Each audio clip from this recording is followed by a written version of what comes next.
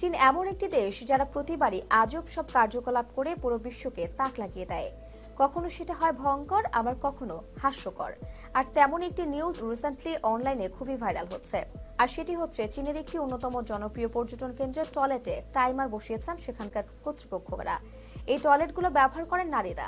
সেই টাইমারের মাধ্যমে বাইরে থেকে দেখা যাচ্ছে একজন মানুষ টয়লেটে ঢোকার পর কতটা সময় সেখানে ব্যয় করছেন। ব্রিটিশ সংবাদ মাধ্যম বিবিসি জানিয়েছে, ইউনান বৌদ্ধ গ্রোটাসের টয়লেটে বসানো হয়েছে এসব টাইমার, যেখানে প্রতি বছর লাখ লাখ মানুষ ঘুরতে যান। ইউনগান বৌদ্ধ হল চীনের একটি প্রাচীন বৌদ্ধ মন্দির, যেখানে 200টিরও বেশি গুহা ও কয়েক হাজার বুদ্ধ মূর্তি রয়েছে। ইউনেস্কোর তরফে ওয়ার্ল্ড হেরিটেজের তকমাও দেওয়া হয়েছে। নিউ ইয়র্ক পোস্টের প্রতিবেদন অনুযায়ী সেখানেই পর্যটকদের জন্য পাবলিক টয়লেটে টাইমার বসানো হয়েছে। সামাজিক যোগাযোগ মাধ্যমে এই সংক্রান্ত একটি ভিডিও প্রকাশ হওয়ার পর সমালোচনার ঝড় উঠে যায়। কেউ কেউ বলেছেন, টয়লেট ব্যবহারের সময় নির্দিষ্ট করে দিতে এই টাইমারগুলো বসানো হয়েছে। তবে পর্যটন কেন্দ্রটির এক কর্মী স্থানীয় সংবাদ মাধ্যম শিয়াং মর্নিং হেরাল্ডকে বলেছেন, পর্যটকের সংখ্যা বৃদ্ধির বিষয়টির সঙ্গে মানিয়ে নিতে টাইমার বসানো হয়েছে। কে কতক্ষণ টয়লেট ব্যবহার করতে পারবে সেটি নির্ধারিত করে দিতে এগুলো বসানো হয়নি। প্রশাসনের দাবি, অনেক সময় পর্যটকরা প্রয়োজনের অতিরিক্ত সময় ব্যয় করেন শৌচালয়ে। অনেকক্ষণ বাথরুম বন্ধ থাকলে বাকি পর্যটকদের সমস্যা হতে পারে। এমন পরিস্থিতি থেকে বাঁচতেই বাথরুমে টাইমার বসানো রয়েছে।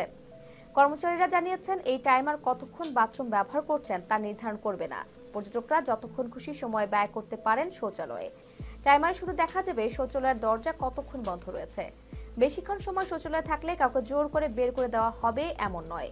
কেন্দ্রটির অপর এক কর্মী স্থানীয় সংবাদ মাধ্যমকে বলেছেন, গত 1 মে থেকে টয়লেটগুলোতে এই টাইমার রয়েছে। যখন কেউ টয়লেটে প্রবেশ করেন তখন টাইমার সময় গণনা শুরু করে। যতক্ষণ দরজা বন্ধ থাকে এটি ততক্ষণ চলতে থাকে।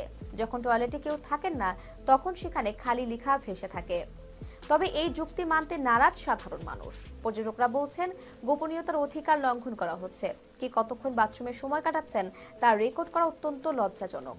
অনেকেই বলেছেন, এই টাইমারের পেছনে অর্থ খরচ না করে তারা সেখানে নতুন টয়লেট তৈরি করতে পারত। তো বন্ধুরা, এই ছিল আজকের ভিডিও। চীনের এই পদক্ষেপ নিয়ে আপনাদের কি মতামত তা কমেন্ট করে জানাতে ভুলবেন না। এবং ভিডিওটি ভালো লেগে থাকলে অবশ্যই একটি লাইক করে আপনার পরিবার ও বন্ধুদের সাথে শেয়ার করে দেবেন। এবং আপনি যদি আমাদের চ্যানেলে নতুন হয়ে থাকেন তাহলে আমাদের BM24 টিভি চ্যানেলটিকে সাবস্ক্রাইব করে পাশে থাকা বেল আইকন এর অল বাটন প্রেস করতে ভুলবেন না। ধন্যবাদ।